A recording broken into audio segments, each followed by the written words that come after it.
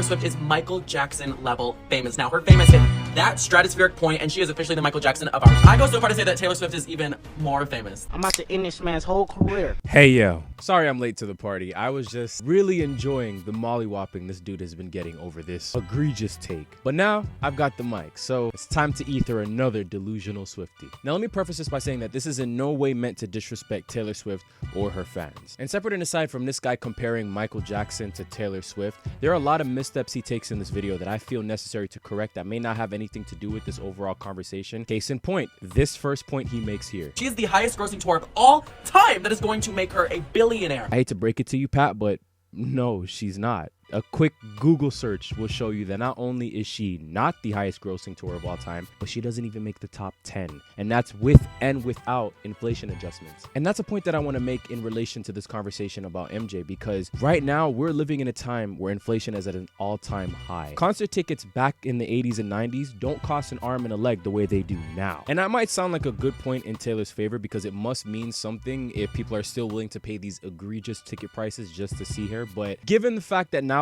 you could actually pay for your tickets in installments, it doesn't even need to cost an arm and a leg anymore.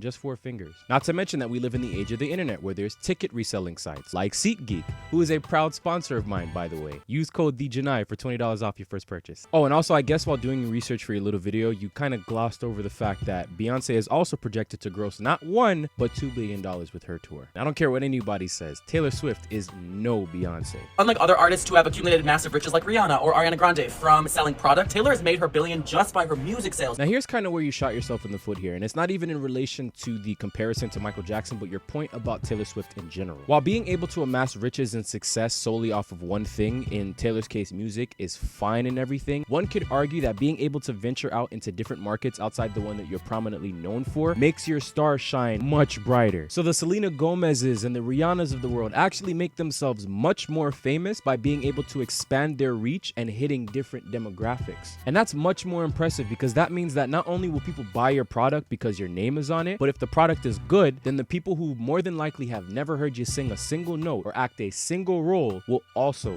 buy your products. Case in point, Air Jordan is one of the highest selling sneaker brands of all time, decades after Michael Jordan stopped playing basketball, and people still know who he is even if they've never watched a single basketball game in their life, let alone any of his. Taylor Swift is not that famous. 20,000 people plus would just stand outside just to be able to hear Taylor Swift. Paparazzi and her fans literally follow her in massive herds. She cannot go anywhere. She cannot leave the house. You know, there are tons of stories that are a testament to how famous Michael Jackson truly was. Stories that you've all probably already heard on TikTok due to Pat's little video. Stories like how a Laker game had to be shut down just because Michael Jackson was there. Stories of how fans during a time before social media would find out what hotel Michael Jackson was staying at and literally stand outside in mass just to get a glimpse of him. Or even how at his concerts he would, as you literally pointed out in the beginning of your video, just stand there for 5 minutes and people would just faint at the sight of just seeing him. Like, it's crazy that people forget that people would spend their hard-earned money to see Mike in concert and would enjoy the rest of the concert from the EMT tent. Stories about how Mike would buy out supermarkets and malls just so he can shop there, or he would go out in public in disguise so that his fans and the press don't hound him. I mean, his Neverland Ranch was literally his safe haven. It had shops and amusement parks and zoos for his enjoyment because he couldn't do any of that in public, which makes sense because he was famous since he was 6 years old, robbed of a proper childhood, and achieved a level of success and fame that was unheard of. Even now, it's unimaginable. And since you want to talk about Swifties almost committing Swiftio-cide or whatever you want to call it, and Ticketmaster crashing,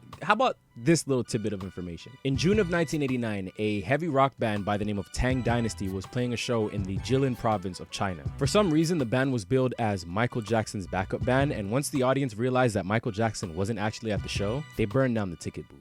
She's also just like your favorite celebrity's favorite celebrity. She isn't just the music industry, she's the economy. You know, I've said before in a video that Mike was not only the air and the magic in music, he was the excitement. So when he passed away, that excitement, that air, that magic, all left with him. Michael Jackson was the artist that everyone was trying to chase and impress. The influence that Michael Jackson holds on many artists and entertainers, even to this day, is unparalleled. Wait a minute, I just realized something's missing. Oh!